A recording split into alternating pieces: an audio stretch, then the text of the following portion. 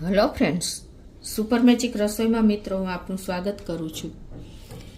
આજે આપણે ધાણા ભાજી, પાલક, ફુદીનો, મેથી, લીંબુ આ બધી જ વસ્તુને આપણે લાંબો ટાઈમ સુધી એવી ને એવી ફ્રેશ કઈ રીતે રાખવીને એનો વિડીયો હું તમારી સાથે શેર કરું છું. તો તમને ચોક્કસ આ વિડીયો ગમશે મિત્રો. ગમે તો લાઈક કરજો, શેર કરજો અને સબસ્ક્રાઈબ કરવાનું તો ભૂલતા જ નહીં. અને મિત્રો બાજુમાં રહેલું બેલ આઇકનને પણ પ્રેસ કરજો, જેથી કરીને લેટેસ્ટ વિડીયોની માહિતી તમને મળતી રહે. તો મિત્રો આપણે જો ધાણા ભાજી ઘણી વખત ક્વોન્ટિટીમાં આવી જાય છે અને ઘણી વખત આપણે લાવી છે ને તો પણ બગડી જાય છે. ભેજ અંદર મોઇશ્ચર થઈ જાય છે, એને કારણે ફ્રીજમાં રાખી હોય તો પણ બગડી જાય છે અને આ બધા પ્રોબ્લેમ થાય છે ને આપણે વેસ્ટ જાય છે. જ્યારે જોઈ ત્યારે હાથ ઉપર નથી હોતી. તો આજે તમારે શું કરવાનું, અત્યારે ધાણા ભાજી આપણે શિયાળામાં ફૂલ આવે છે તો પહેલા તો ધાણા ભાજી લઈ અને આપણે એના જે ખરાબ પાંદ હોય ને એ આવી રીતે કાઢી લેવાના છે, એકદમ ક્લીન કરી લેવાની છે. તમે ધોશો ને તો પણ ફેર પડી જશે મિત્રો. ધાણા ભાજી ક્યારેય ધોઈને નહીં મૂકવાની, પણ આ જ રીતે તમારે એને ખરાબ પાંદ હોય, પીળા પાંદ હોય, આવા જુઓ એ રીતે તમારે કાઢી લેવાના છે. આ રીતે આપણે ખરાબ પાંદ હતા એ જો કાઢી લીધા છે. તમારે પીળા પાંદ હશે ને તો એ આપણે ખાતા નથી હોતા, એટલે આ રીતે રિમૂવ કરી દેવાના. અને સડેલા પાન છે, ભીંડના પાન છે, એ બધા લઈ લેવાના. અને મોસ્ટ ઓફ આપણે શિયાળામાં જ્યારે આપણે હજી ટાઈમ છે પછી એકદમ આવી દેશી ધાણા ભાજી જો મળે ને તો એ ટેસ્ટમાં પણ એટલી જ સ્ટ્રોંગ હોય છે, એટલે કે એનો કલર અને એનો ટેસ્ટ બંને સરસ હોય છે. તો એ જ લેવાની. ન મળે તો જ આપણે આવી રીતે આ ધાણા ભાજી પાંદવાળી લેવાની છે મિત્રો. અને હવે તમારે જો આ ધાણા ભાજીને આવી રીતે ડંઠલ હોય ને, આ મારે અત્યારે વાડીની છે એટલે તમને મૂળિયા નથી, મૂળિયા હોય ને તો તમારે થોડાક એ મૂળિયા કટ કરી લેવાના. અને આવી ડંઠલ હું ક્યારેય જવા નથી દેતી મિત્રો, કેમ કે આ ડંઠલમાં જ્યુસ હોય છે એનો. પાંદમાં કોઈ જાતનું કાંઈ હોતું જ નથી, ખાલી કલર માટે જ આપણે પાંદનો ઉપયોગ કરીએ છીએ. બાકી આ ડંઠલમાં જ એની ફ્લેવર અને એનો જ્યુસ ફૂલ હોય છે. તો ડંઠલનો ઉપયોગ પણ તમારે કઠોળના શાકભાજી છે એમાં કરી લેવો જોઈએ, ચટણીમાં કરી લેવો જોઈએ, જ્યુસ તમે સવારમાં પીતા હો તો એના માટે કરી લેવો જોઈએ મિત્રો. બાકી તમારે કલર લેવો હોય તો જ પાંદનો ઉપયોગ જરૂરી છે. પણ આપણે લેડીઝ લોકો શું કરીએ છીએ કે ડંઠલ આ રીતે કટ જ કરી લઈએ છીએ મિત્રો. જે મેઇન એના તત્વ હોય એ તો આમાં જ હોય છે અને એ જતા રહીએ છે. તમે જો આ રીતે આટલી ડંઠલ તમે ચટણીમાં કે કઠોળમાં ને એમ ઉપયોગ કરશો ને તો તમને, કેમ કે કઠોળ સૂકું હોય છે એટલે એની સાથે તમને ગ્રીનરી જ્યુસ આવશે ને તો બહુ મજા આવશે. એટલે આવી નાની નાની બાબત તમે ધ્યાન રાખશો ને તો તમારી ધાણા ભાજી ક્યારેય વેસ્ટ નહીં જાય. અને હવે આ રાત્રે આપણે સ્ટોર કરવાની, તો એના માટે તમારે શું કરવાનું છે કે આવી રીતે તમારે કોટનનું કપડું લઈ લેવાનું છે મિત્રો. ઘણી લેડીઝ કહેતા હોય છે કે અમારી ધાણા ભાજીમાં એકદમ સોગી થઈ ગઈ છે, એટલે કે પચપચી ગઈ છે, કાળી થઈ ગઈ છે, પાંદ પીળા થઈ જાય છે. એ બધા જ પ્રશ્નોનું સોલ્યુશન આજે આમાં આવશે. તો આ રીતે તમારે ઝાઝી ક્વોન્ટિટી હોય અને ડબ્બા પ્રમાણે તમારે લેવાની છે. કે ઝાઝી હોય તો તમારે ડબ્બો નાનો હોય તો એ પ્રમાણે 2 ડબ્બામાં કરવાની છે.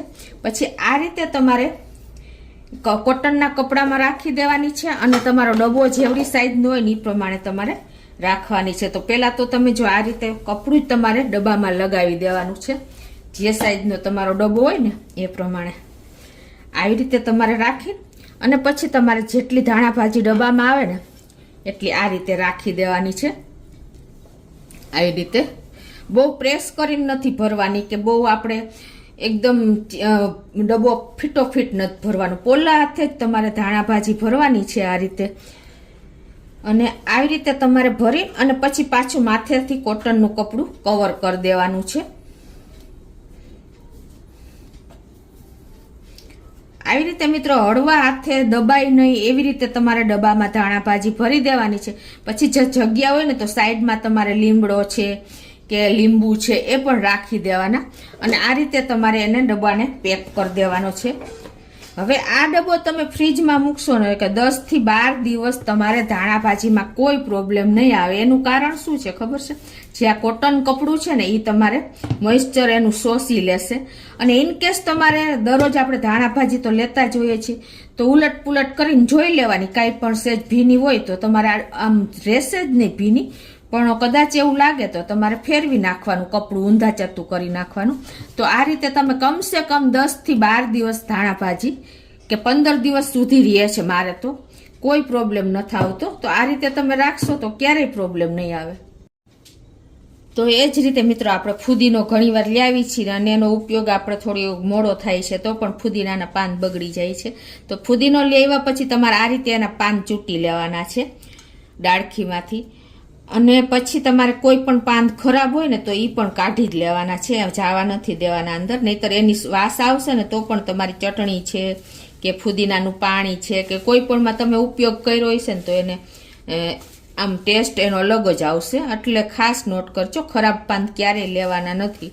આ રીતે તમે ફુદીનાના પાન ચૂંટી, અને ફુદીનાને પણ તમારે જ્યારે ઉપયોગ કરો, કોઈ પણ ભાજી મિત્રો ખાસ નોટ કરજો કે કોઈ પણ ભાજી તમારે ઉપયોગ કરવો હોય ને ત્યારે જ એને ધોવાની, નહીતર શું થશે કે થોડોક તો એમાં ચેન્જીસ આવી જ જાય છે, અને જોઈએ એવો આપણે જેટલો જોઈએ ને એવી કન્ડિશન રહેતી જ નથી.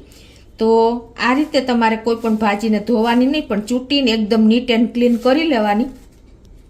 હવે છે ને મિત્રો, આને તમારે 4-5 દિવસ સુધી કે અઠવાડિયા સુધી સાચવવું હોય ને તો એના માટે પણ તમારે એ જ કરવાનું છે કે કોટનનું કપડું આ રીતે રાખી અને પછી એમાં તમારે આ ફુદીનો ભરી દેવાનો છે.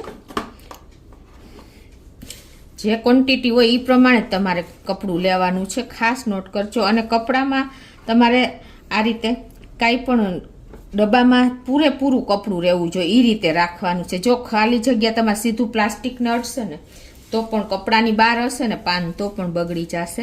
અને પ્રેસ કરીને બહુ નથી ભરવાના, હળવા હાથે જ ભરશો એટલે લાઇટ એવું પ્રેસ તમે ઢાંકણ બંધ કરશો ને એટલે થઈ જશે. જો આ રીતે કરી અને પછી તમારે એને માથે કવર કરી દેવાનું છે કપડું સફેદ, કોઈ પણ બીજું કપડું કદાચ તમારે નાનું હોય તો બીજું કપડું આ રીતે તમારે રાખી દેવાનું છે. અને આ રીતે તમે કોઈ પણ ભાજી, પાલકની ભાજી છે, પછી આપણે મેથી છે, કાંઈ પણ હોય ને એ તમે આ રીતે સ્ટોર કરશો ને તો ક્યારેય તમારી ભાજી અઠવાડિયું 10 દિવસ સુધી બગડશે નહીં અને આવીને આવી રહેશે મિત્રો. અને થોડોક એરટાઈટ ડબ્બો હોય તો બેસ્ટ છે, બાકી કોઈ પણ ડબ્બામાં ચાલે. તો એ જ રીતે મિત્રો જો મેં મેથીના પાનને પણ આ રીતે આ મેથીને મારે અઠવાડિયું થયું છે મિત્રો. જો એવા પાન છે, તમને ખ્યાલ આવી જઈશ. આ રીતે તમે જો ક્યાંય પણ પાણીનો ભાગ જ નથી, જો મેથી એવી ને એવી છે ગ્રીનરી, અને એક પણ પાન ભીનું નથી થયું કે નથી મોઇશ્ચર આવ્યું. આ રીતે તમે કરશો ને તો તમારે એની ટાઈમ અઠવાડિયું 10 દિવસ સુધી કોઈ પણ ભાજી બગડશે નહીં મિત્રો.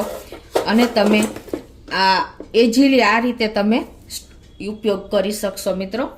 તો આવી રીતે તમારે એરટાઈટ ડબ્બા લેવાના, પ્લસ તમારે એકદમ કોટનનું કપડું ક્લીન લેવાનું, તો તમારે ક્યારે મોઇશ્ચર નહીં આવે. તો તમને ચોક્કસ આ વિડીયો ગમે તો લાઈક કરજો, શેર કરજો અને સબસ્ક્રાઈબ કરવાનું તો ભૂલતા જ નહીં.